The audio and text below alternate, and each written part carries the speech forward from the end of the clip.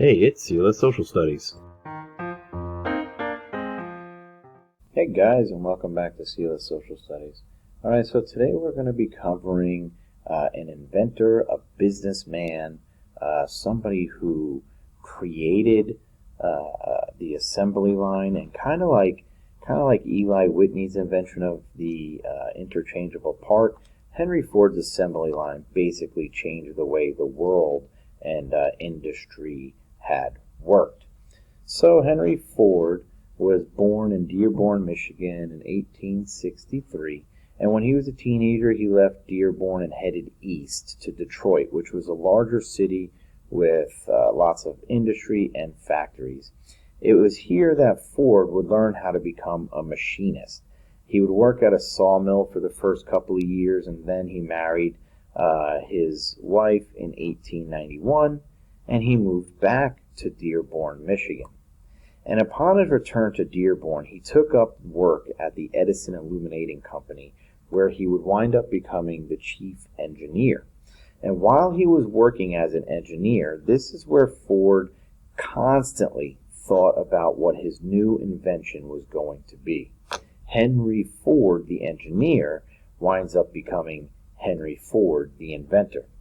So when Ford was free, he would work tirelessly on his plan to invent what we call a horseless carriage that was powered by gasoline. His first invention had a frame, 4 wheels, and an engine. Henry Ford called this the quadricycle and began selling them to city goers. It was small, it didn't go very fast, and they could travel around the cities.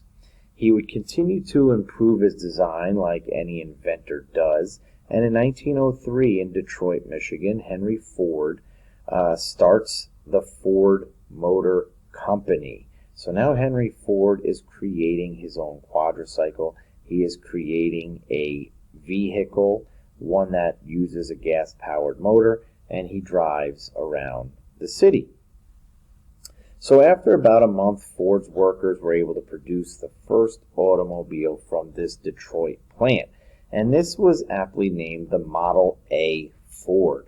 The automobile making process was very time-consuming and laborious, mostly because only 3 or 4 men could work on a vehicle at one time, and parts were needed to be ordered from warehouses that were out of town. Ford knew that this slow process was not going to be productive enough to produce the amount of vehicles that was needed for Americans in everyday life. He knew the faster he could produce them, the cheaper they would become for consumers. So after 5 years of production in 1908, the Ford Motor Company produced the most popular automobile of the time, the Model T Ford. And because a horse was called a Lizzie and the automobile ran on horsepower, the Model T was actually given the name the Tin Lizzie. So now you have a Model A and a Model T car. But Henry Ford knew that to produce his automobiles faster, he would need to revolutionize the production process. Eli Whitney, like we said, had invented the idea of interchangeable parts to help speed up the process of mass production, which was the manufacturing of large number of goods. Henry Ford would make the use of this interchangeable parts in his new assembly line of production. So originally, like we had mentioned, there were 3 or 4 men who would work on the same automobile at the same time. Tools were being shared. Parts were needed to be placed before another man could even go to work, and the workers would get in each other's way. This would take over 12 hours to produce one car. They were literally getting in each other's way building these things. So since it took so long to build these cars, Henry Ford had an asking price of about $825 per vehicle. Now you have to remember, at the turn of the century in 1900, $825 was a lot of money. So Ford would create what we call the assembly line to increase the production of his automobiles. And he would test this idea by having like the strongest worker at the plant tow a chassis, which is the frame of a car with the rope, from one end of the plant to the other. And along the way, As this worker passed by other workers, these other workers would install their part on the frame while it passed them. So by the time the automobile was at the other end of the plant, it would be completely assembled.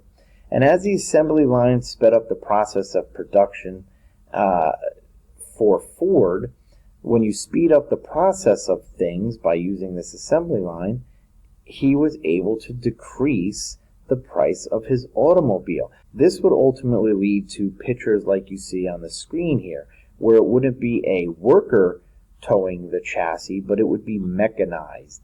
The chassis would be on a machine that takes this, or it would be on this line that takes this vehicle, this chassis, and brings it along slowly. And as it passes these workers, they would install their part. Or you can see the interchangeable part assembly line, where it is on this mechanized line and it moves from one side of the plant to the other, whereas these workers install their parts that needed to be installed in order.